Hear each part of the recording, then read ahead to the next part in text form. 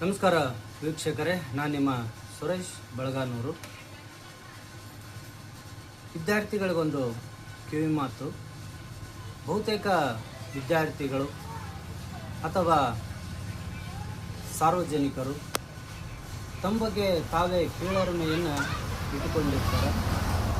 ಸಚಿನ್ ತೆಂಡೂಲ್ಕರ್ನಂತೆ ನಾನಾಗುವುದಕ್ಕೆ ಆಗುವುದಿಲ್ಲ, ಅಮಿತಾಬ್ ಬಚ್ಚನ್ನಂತೆ ನಾನಾಗುವುದಕ್ಕೆ ಆಗುವುದಿಲ್ಲ, ಶಾರುಖ್ ಖಾನ್ನಂತೆ ನಾನಾಗುವುದಕ್ಕೆ ಆಗುವುದಿಲ್ಲ ಅಂಥೇಳಿ ಹೊರಗಿಕೊಳ್ಳುತ್ತಾ ಮನಸ್ಸಿನಲ್ಲೇ ಮಿಡುಕ್ತಾ ಇರ್ತಾರೆ. ಆದರೆ ನಾನೊಂದು ಹೇಳ್ತೀನಿ, ಸಚಿನ್ ತೆಂಡೂಲ್ಕರ್ಗೂ ಕೂಡ ನಿಮ್ಮಂತೆ ಆಗುವುದಕ್ಕೆ ಆಗುವುದಿಲ್ಲ, ಅಮಿತಾಬ್ ಬಚ್ಚನ್ಗೂ ಕೂಡ ನಿಮ್ಮಂತೆ ಆಗುವುದಕ್ಕೆ ಆಗುವುದಿಲ್ಲ.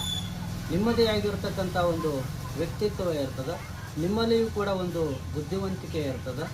ಅದನ್ನು ಉಪಯೋಗಿಸಿಕೊಂಡು ಅವರಂತೆ ಇವರಂತೆ ನಾನಾಗಬೇಕು ಎನ್ನುವುದನ್ನು ಬಿಟ್ಟು ನಿಮ್ಮಂತೆ ನೀವಾಗುವುದಕ್ಕೆ ಪ್ರಾಮಾಣಿಕವಾಗಿ ಪ್ರಯತ್ನಿಸಿದರೆ ನೀವೇ ಒಬ್ಬ ದೊಡ್ಡ ಸಾಧಕರಾಗುತ್ತೀರಿ. ಹೀಗಾಗಿ ಕೀಳರಿಮೆ ಬೇಡ, ಇನ್ನೊಬ್ಬರಂತಾಗಬೇಕು ಎಂಬತಕ್ಕಂಥ ತುಡಿತ ಬೇಡ.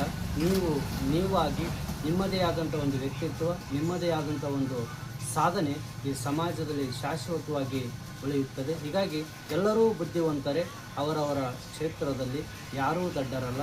ಹೀಗಾಗಿ ನಿಮ್ಮ ಮೇಲೆ ನೀವು ನಂಬಿಕೆ ಇಡಿ, ನೀವಾಗಿ ನೀವೇ ಮಹಾನ್ ಸಾಧಕರಾಗುತ್ತೀರಿ. ಧನ್ಯವಾದಗಳು.